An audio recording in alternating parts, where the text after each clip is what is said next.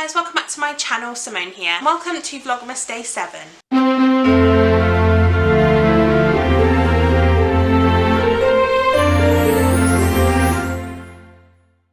So I might look a little bit different today, guys, and that's just because I don't have any makeup on. I'm really not feeling the best, but I really wanted to film my wrap up and I just didn't have the energy to put makeup on, and so if I look a little bit different or a little bit haggard, I can only apologise. I don't think I look too bad, but who knows. I filmed quite a few videos recently where I've not been feeling very well, so I think I've managed to hide it quite well.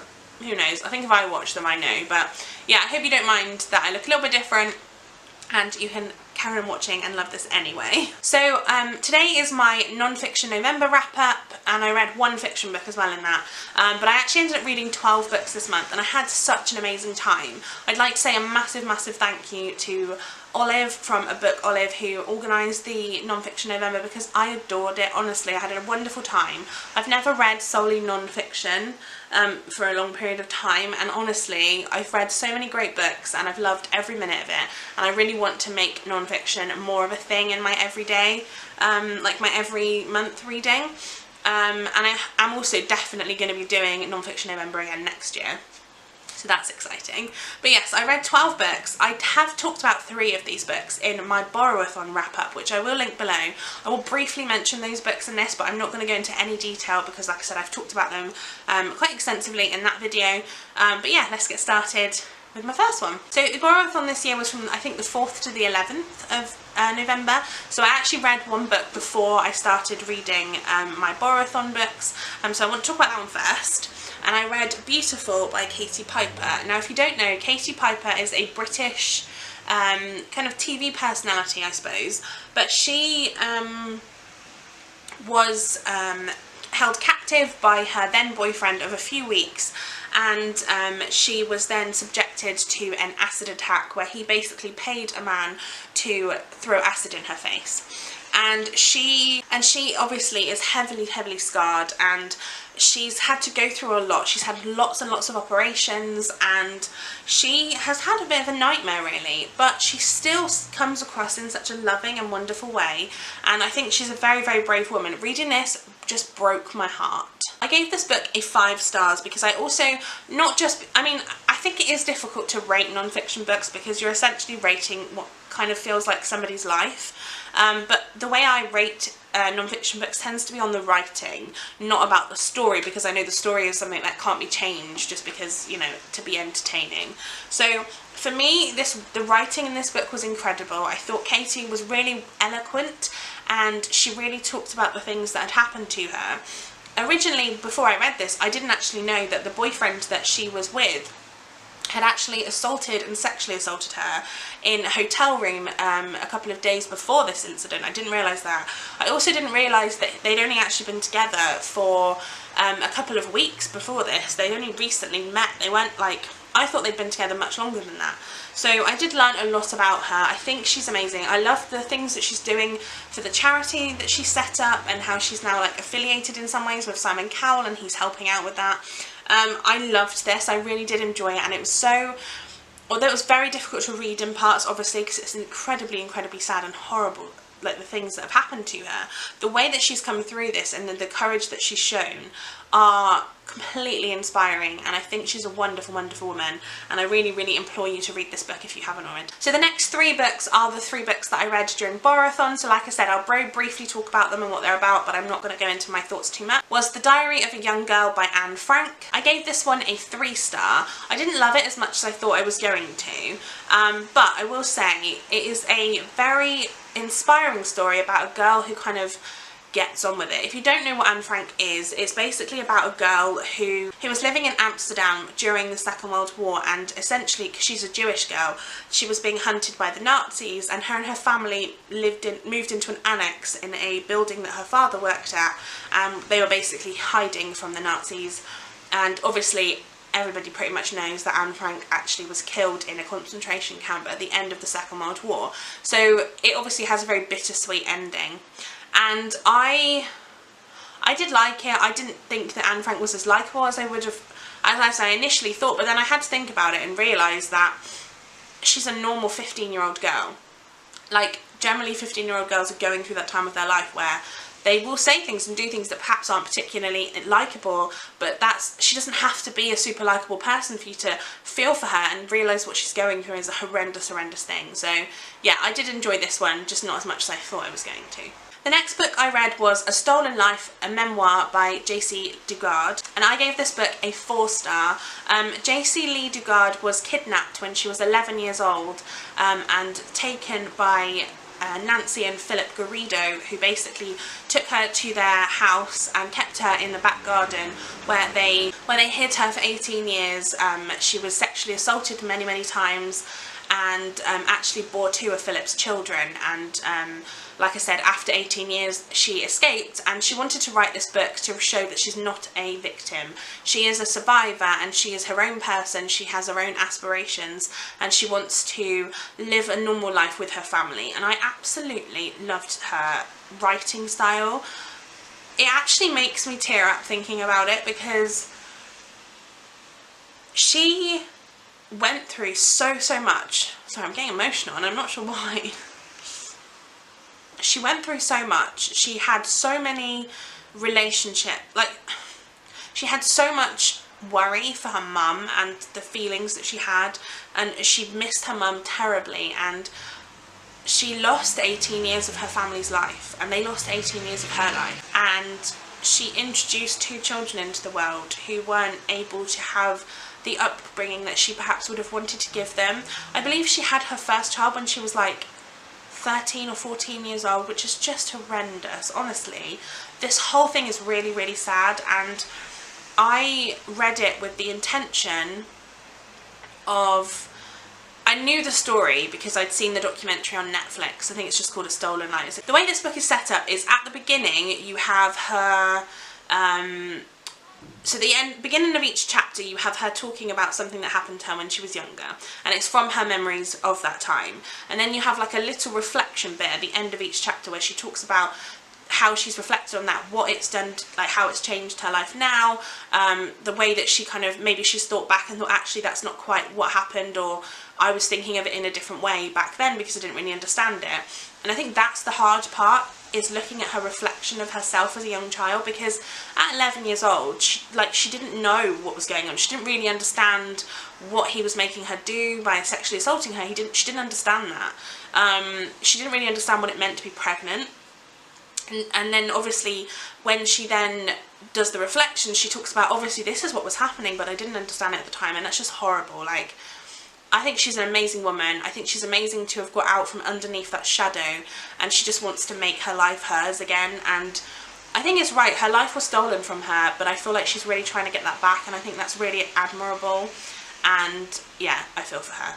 Next up, and actually the last book that I read for the Borothon, was Miranda and Me by Peggy Hart. Now this, I gave 1 star. I didn't understand the point to this book, and I think it's some kind of promo rather than an actual book as such. So basically I got this on my Kindle, and this is a book that's supposedly written by a dog. Miranda Hart, who is a British comedian, has a dog called Peggy, and she's actually written an autobiography kind of style book, which is called Peggy and Me by Miranda Hart. But before the book came out, they kind of released this Kindle short, like 50 pages or something, thing, which is basically supposed to be written by the dog. And the reason I didn't like this was basically there was probably like 5 to 10 pages of actual stuff, and it was basically like, my name's Peggy, I like to walk, I like to do this with my owner Miranda. And then the rest of it was just tweets that people had sent in with pictures of their dogs. And yeah, I felt like I could have just scrolled through Twitter and found the same thing. Like, I really didn't enjoy that.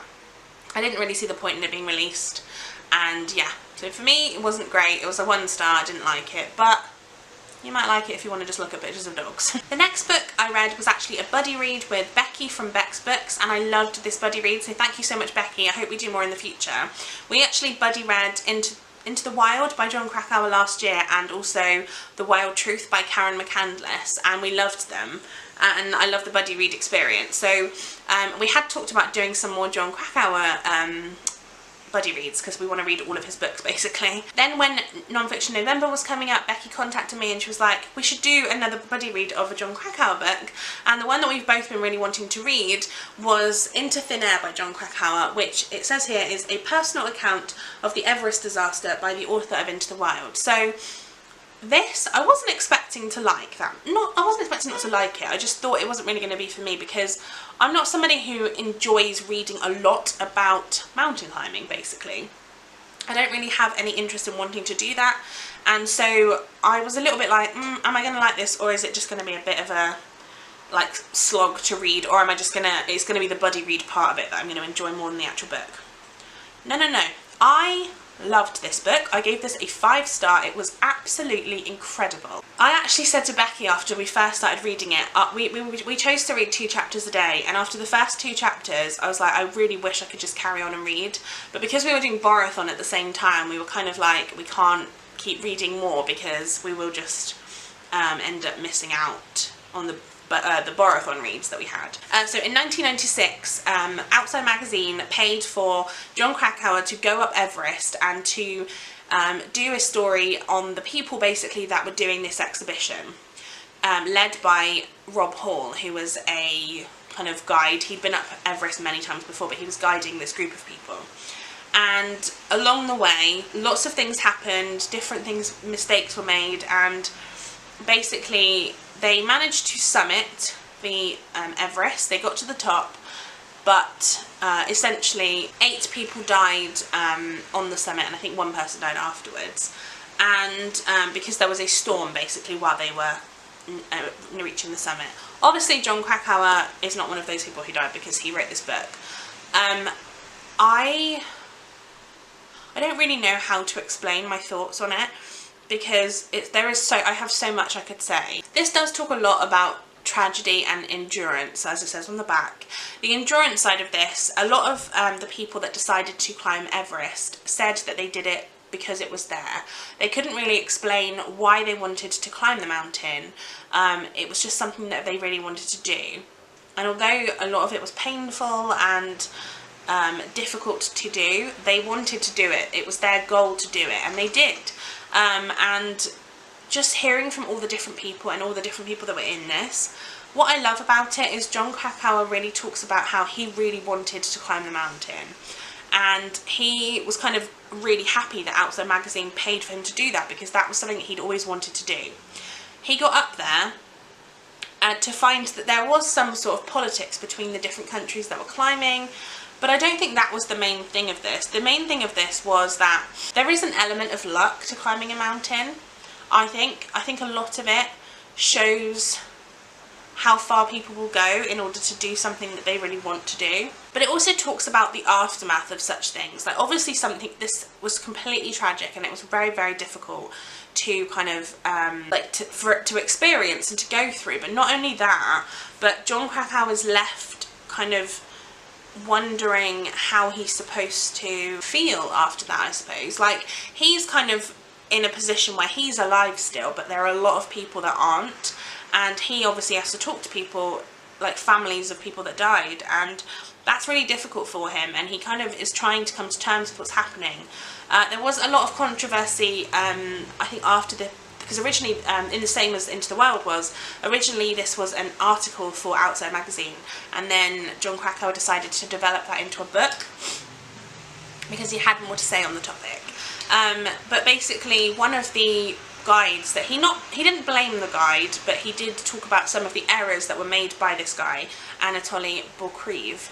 And Anatoly actually wrote his own book, which basically was ghost written for him, and the guy that ghost wrote it is not a Jon Krakauer fan, and has a lot of things to say about the way that he dealt with what happened, and he says that a lot of this book is wrong. And so there is quite a large postscript at the back of this book, which basically talks about Jon Krakauer's response to that, because people said, well, we assumed because you didn't respond that it was right, and so he decided he did want to respond and he was going to say something. And I actually found this whole book just very interesting. I wanted to keep reading continuously. I definitely think you should read. If you don't think that mountain climbing books are for you, I promise you this was, I don't feel like it needs to be your thing in order to read this. Like, this was like a human tragedy, and I feel like this would be a book that anybody could read. And I feel like it's about grief, it's about coming to terms with something, it's about endurance, it's about human strength, and there are so many different sides to this and so many things to take away from it. So yeah, I really loved this and I'm glad I read it. Next up we have my favourite book of the month, and possibly even one of my favourite books of the year, and this book is Educated by Tara Westover. I will link my November favourites down below. It went up on Monday so that you can go and check that out, because like I said, I did talk about it in that as well. This book basically follows Tara Westover's life when her father is an end of days preacher. Basically, he believes that the end of days is coming, and he has fully stacked his house, like he's stocked up, he has an underground bunker, he is ready for the end of days, and he also has a massive distrust for the government. His kind of role, or his views, mean that none of his children are registered, they don't have birth certificates, they were not born in hospital. His wife is actually a midwife, and she tends to help people who want to kind of, she helps people give birth without any of the kind of hospital treatment and stuff like that. One of the, I believe it was the father, gets really badly burnt at one point, and they don't go to hospital, they treat it at home completely. Then none of the children go to school, and basically Tara has a very difficult childhood. She's trying to work in a scrapyard kind of thing with her dad, and she's injured many times. Her older brother is very, very aggressive to her. It makes it very difficult to read because some of the things that he does to her are horrible. She's not allowed to wear short-sleeved anything. She's not allowed to wear any skirts that are above the knee or anything like that. They need to be ankle length. Like, there are certain rules that he has that are very strict. Now, he is a Mormon, but Tara Westover specifically said at the beginning of the book that this is not a book about Mormons.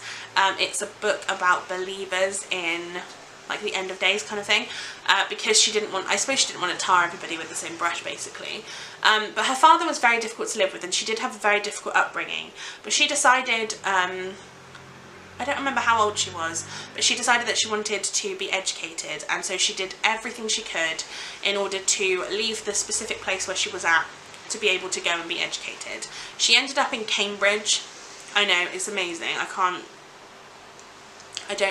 She's so smart, so talented.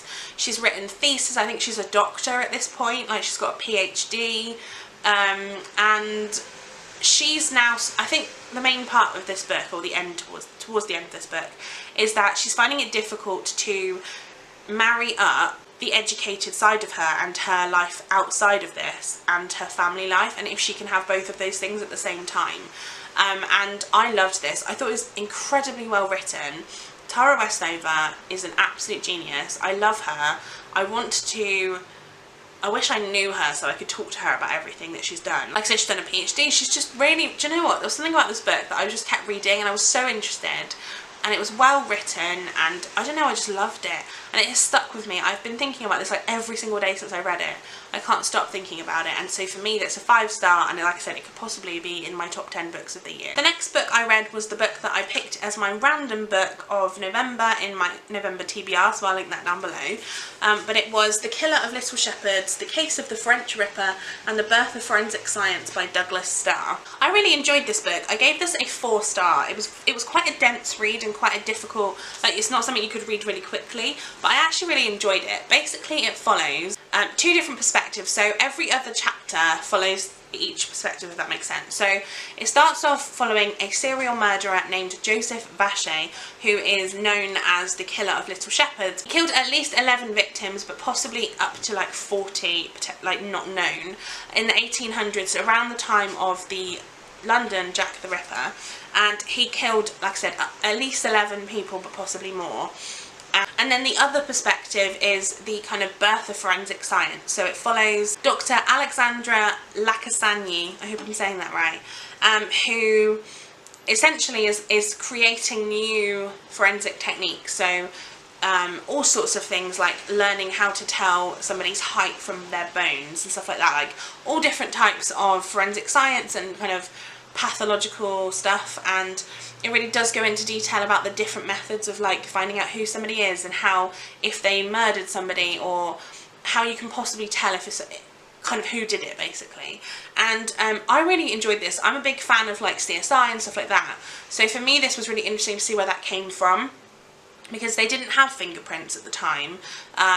They didn't have DNA samples, like, they didn't have that yet. So for me this was really interesting, because it really talked about the kind of birth of that, and I found that really interesting. Also the story of the guy, that there was a lot of, obviously they talked about a lot about his psychiatry and the things that he had gone through in order to become possibly the way he was, and I just really enjoyed this. Like I said, I gave it a 4-star. It wasn't perfect, it was quite dense, so it did take me some time, although it's literally, what are we at? It's like 250 pages, like less than that probably, but it did take me a good while to read, but I actually just really enjoyed it, and I thought it was really fascinating and interesting, and I would love to read more like it in the future. Next up, I read a book that was so lovely to read, and that is Dewey, the Small Town Library Cat That Touched the World by Vicky Myron, and I gave this one a 4-star also. This was a book that I got from the library with the intention of reading it in the borrow-a-thon, and I just didn't get to it during that time, but I knew I still wanted to read it. And it basically follows this little cat named Dewey who was found in a library like drop-in box where people can put their books in if they're bringing them out of hours. And one day Vicky, who was the kind of manager, I guess, of the library, she wasn't the head librarian or something, I don't know, I think she was like the manager, and she one day came into the office or into the library and found the cat, days old, in the bottom of this drop-in box, and she helped him. It was a freezing cold day, and she helped him, and they decided after a little while that he was going to be the library cat. And then they got people over the whole of the town involved, and people would come to the library just to meet the cat. And then it talks about how the cat really helped her with certain things, like her relationship with her daughter, and just many things that happened to her that really helped. The death of her father, he really helped her through that. And then it also talks about people from across the world. So Dewey lives in America, but there was a Japanese company that came and wanted to do some filming of him for a TV show, and he was in multiple magazines and newspapers, and it was just about the way that this cat really touched the people and touched the whole world. It wasn't just the small town where this was.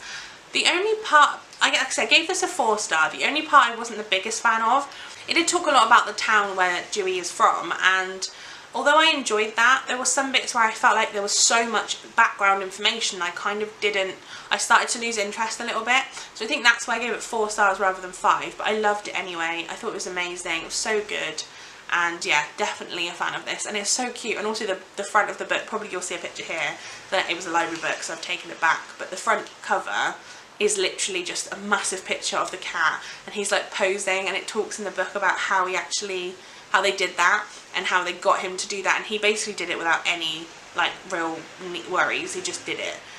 So yeah, I really loved that. Then the next book I read was one from my Stand Up to the TBR list for the month, so I will link that video down below. But I read The Case of Mary Bell, A Portrait of a Child Who Murdered by Gita Sorini, and this was really interesting. I gave this one a 4-star also. This follows Mary Bell, who, along with her friend Norma Bell, was involved in the death of 2 young boys. I believe they were 3 and 4 years old, and it's about her and what happened to her in order for that to happen, and what happened to her after that. Norma Bell was cleared of any involvement, but Mary, I believe, well, I don't know now obviously, because this was written in the 1990s, but it talks about her, it's like the nature versus nurture thing. Was this because her mother is a very difficult person, like her mother has a lot of issues and a lot of interest. She has a very interesting relationship with Mary, and so it talks about whether that was the cause of it, whether the fact that she had this sort of really fraught relationship with her mum, or whether it was just in her nature already when she was born. Is it just the way that she like pathologically is, the way that she psychologically is? Like, it really does talk about that and goes into quite a lot of detail. I think you won't like this book if you're not a fan of like court transcripts in books, because there is a massive section where basically it is a transcript of the court when they went to court. I personally really enjoyed that because, like I said before, I did a law degree and really interests me, the kind of court proceedings. So I think as well, if you read The Killer of Little Shepherds by Douglas Starr that I talked about a minute ago, that also has quite a big section of a court transcript. So again, it's probably not something you would like if you didn't like that. But I personally loved it. Like I said, I gave this a 4-star. It did drag on a little bit for me, but again, I think it was important that they talked about everything they did. So I don't think it was a bad thing. I just think it went on for quite a while. The other thing about this one, there is an appendix in the back of this book about the case of James Bulger. Now, if you don't know, in Britain, James Bulger was a young boy, I think he was 3 or 4, I can't quite remember how old exactly, but he was basically murdered by 2 9 to 11-year-old boys. Were they 13? I don't know, they were quite young anyway. And obviously there is links to this one because it's, again, it's a child killing another child. And I wanted to read this one and then read the My James by Ralph Bulger, who is James Bulger's dad. But I never got around to reading that one this month. But I'm glad I read this. I will read the My James book at some point. I just haven't got around to it yet. But this one was really interesting. 4-star from me. Really enjoyed the read. Next up is a book that I've been really wanting to read for quite a while, and I haven't had it on my shelf for ages. I've really loved the Netflix TV show of this, so I wanted to read the book and see how I felt about it. And that was Orange is the New Black, My Time in a Women's Prison by Piper Kerman. Like I said, obviously Orange is the New Black is a TV show. I think they're on like season 4 or something now. And I really loved this. I gave this a 5-star. When she was younger, Piper Kerman was quite a rebellious woman, and she was in a relationship with a woman who had some kind of international drug scheme, I guess, and she ended up taking some drug money on a flight and basically taking it with her. And so years later, her ex-girlfriend basically names her in when she gets arrested, and so Piper then gets arrested and sentenced to, sentenced to 15 months in a women's prison. And so she becomes an inmate at this prison, and it's basically about the people that she meets there and what happens to her. I read this and it is quite different to the TV show. There's a lot of things in the TV show which, to be fair, I kind of assumed were kind of made up. And there's a lot of things that have been very much embellished and made into more than they are. Lots of the storylines aren't quite the truth, but I did find myself in this really thinking about who each one of them was. Like, I was like, oh, that character probably is this person, or I think that's supposed to be about this person. Some of the names have stayed the same, so Pennsatucky is in this, and one of the best ones for me, and I'm assuming it's the same, is in the show, if you've seen, there is a woman named Tasty, who is one of my favourite characters in the show. And I'm assuming she's based off a woman who's actually called Delicious. And I thought Delicious and Tasty was an amazing, the way that they did that was great. So I personally loved it. I really liked this book. I found it hard knowing that it's difficult to read this and think these people are in prison for quite serious things. Perhaps it felt like reading a novel in some ways. So I guess I didn't really think about it in oh, this person murdered someone, they're in prison for that. It didn't really come across in my head like that, so maybe that's the only downside. But to me, this was still a 5-star read, and I think when you're in, for Piper, who was in prison, I guess it was difficult for her to be like, this person is probably dangerous, or this person broke the law, because she was in there too, and it was her trying to get through day to day rather than thinking about the kind of bigger picture in that way. So yeah, really loved this. I would 100% recommend this, especially if you love the TV show, because you would definitely really like this. Then the last non-fiction book of the month that I read is the biggest one, and it actually took me over a week to read, which does not normally happen with books. This was a hard read, but it was definitely worth it.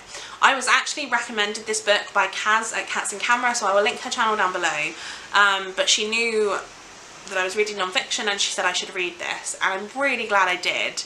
And that is One of Us, the story of Anders Breivik and the massacre in Norway by Åsne Seierstad. I looked that up and I really hope I said that right, because I really tried. I gave this a 5-star. It was nearly my favourite book of the month. I think Educated just picked it for me, but basically, if you don't know, Anders Breivik killed 77 Norwegians in a terrorist attack, essentially, on the 22nd of July 2011. He set off a bomb near the Prime Minister's offices and killed 8 people. and then he drove to the island of Utoya, which is an island where the youth kind of group of the Labour Party have like an island where they do lots of activities and things, and they talk about the Labour Party basically. And he killed 69 children on the island by shooting them all. And this is such a difficult book to read because it's horrible. Like, there is a lot of explanation of him shooting children, and you feel like there's nothing you can do obviously about it, and it's horrible. But because you also hear the stories about the children beforehand, it's difficult because you know, like, that it's probably not going to end well, and it's heartbreaking. Honestly, it's truly heartbreaking. I also watched the 22nd of July movie on Netflix recently, and I think it's quite different to this, but it is based on this book, and it is very difficult because basically Anders Breivik, there was a lot of controversy because basically the prosecution were trying to make, in the court case, they were trying to find him, or trying to say that he wasn't mentally fit to be found responsible for them. But he was determined to be found that because he has a lot of thoughts about the Islamization of Norway, and he didn't want Muslims to be able to be in the country, and it was really hard to read because it is difficult to, because a lot of this is taken from his diaries and it's been written that way. So you hear a lot of the time the author basically will say that like he's thinking this, and she explains in the sort of pre-word and also that bit afterwards that she's taken a lot of the stuff from him himself, and that's why she said he thinks this, so that's how she knows what he's thinking. And so it's difficult because, like, I didn't agree with anything he said, and so reading something from almost from his perspective in some ways was difficult, and it was a hard read, and it almost makes you think how it wasn't picked up beforehand, because he wasn't shy about telling people about this. I can't really go into too much about it because it is so, like, such a big book and there's so much, like, to it, but it's basically the book is basically about how did it happen, why did it happen, who is Anders Breivik, like, where did he come from, what was his background, and could the police and the Norwegian authorities have done more to prevent it from happening. And it is devastating. It made me cry multiple times reading it because it's just so sad, and to think that it's a true story is even more difficult. But I definitely still enjoyed the read, and I'm fascinated by it, and I'd love to read more, like, true crime type things like this. I will say the crime part of this doesn't start for like at least 200 pages. There's a lot of backstory of him and about the children that eventually, some of them get murdered and some of them don't. Some of them are injured, and I personally still liked that, and I thought it was a great read. But I think if you don't want to read all that sort of thing, this might be quite difficult to read, but yeah, definitely worth the read if you haven't read it already. And then the last book I read was the only fiction book I read of the month. I was literally finishing this book up. I had like 50 pages left at the start of the month. I actually started this buddy reading it with my boyfriend. He DNF'd it halfway through because he hated it. I finished it and still hated it. And that was The Maze Runner by James Dashner. Now, I have watched a lot of the is it the unpopular opinions book tag, and I've pretty much every person who answered the question which movie is actually better than the book says this one, and I was like, it can't be that bad surely. Trust me, I gave this a 1 star. I absolutely hated it. I can understand why some people like it, but I just didn't. There was so much slang in this that annoyed me. Like, they used the word shuck, and I can't. There's so much weird language in this. There was loads of bits where all they kept saying was the girl throughout bits, and it didn't really make sense, and there was just lots of things that happened in this that I hated. To be honest with you guys, I really didn't like it. If you don't know what this follows, it follows a boy named Thomas who shows up in a maze one day and finds out that he's basically stuck there with these guys who call themselves the Gladers, and every day the maze doors open and then they close at a certain time at night. Now, if you're stuck out in the maze at night, you're going to probably die because there are some dreadful things that happen in the maze, and I just really didn't like this. The way it was written, I didn't like the writing style for a start. I didn't enjoy the story, and I just felt like it was really amateur, and I didn't like that at all. So yeah, not a fan of this one, I'm afraid. It was a 1 star. So there you have it, guys. That is the 12 books that I read in the month of November. I had a great reading month. Like I said, I loved non-fiction November, and most of the books I read were 4 or 5 stars, which is amazing. So give this video a thumbs up if you liked it. Let me know in the comments down below what books you read this month, and if you've read any of the ones that I talked about, or if you're planning on picking them up now. Subscribe to my channel if you haven't already. Come back tomorrow at 5 PM for another Vlogmas video. I hope you're enjoying Vlogmas so far, and I shall see you next time. Bye, guys.